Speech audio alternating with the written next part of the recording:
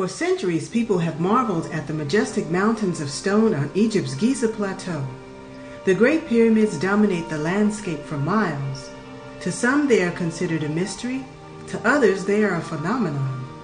Khufu's pyramid is the tallest of the three and was the tallest structure in the world until the late 19th century. It took almost 30 years to complete, and the average stone block weighed 2.5 tons.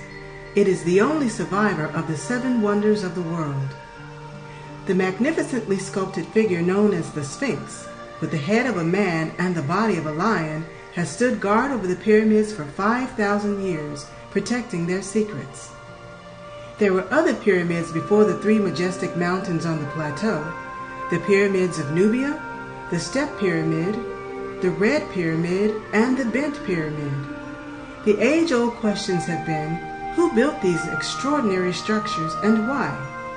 Together they stand as monuments to one of Africa's greatest civilizations. Join us on this journey of exploration. Each of these blocks were cut to precision in the quarries, brought here and fitted along the base.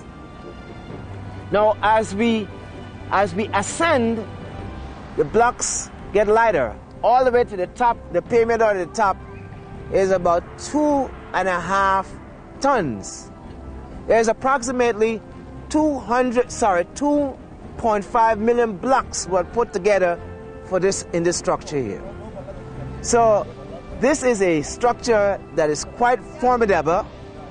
It has been for the last 5,000 years, and I would assume that will last much longer than that. Now, how did they do this?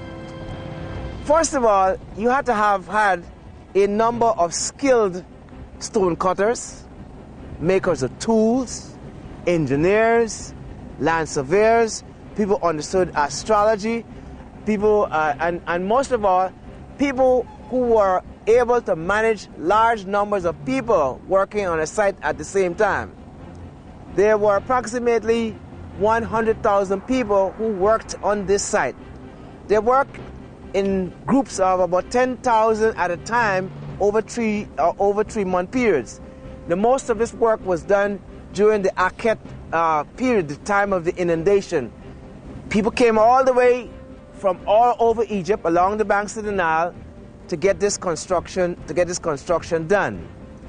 Now, in our discussions that we had before we got here, and even the discussion, when I say got here, I mean coming to Egypt throughout our lives, we've always been hearing that these structures and some of the temples were built by slave labor. Now think about it. If you conscript people unwillingly to participate in a building project like this, you know that people are going to rebel. They're not going to have time or wouldn't have the interest to cut stones in a manner in which this is cut. And we go closer, we'll see how these are fitted.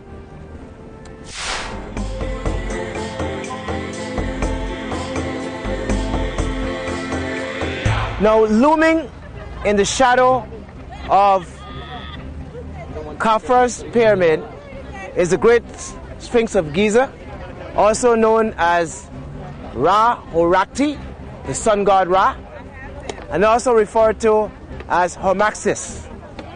Now, this monolith was cut from one stone. It's cut right here from limestone in the quarry, and it is about 239 feet long by about 6 to 7 feet high. It's almost 7-story high from the top of the head to its paws. When we go down, we get to see those. Now, it has the body of a feline and the face of a human being. It's commonly believed that it's the face of Khafre. But it's also argued now in most modern times, the Sphinx is not of Khafre, but it is of Khufu because of its alignment. When we go up there, we're going to see that it's not really a straight line in front of Khafre's pyramid, but it's more in alignment with Khufu's pyramid. This is the common argument now in the halls of academia, but we can leave that alone for now.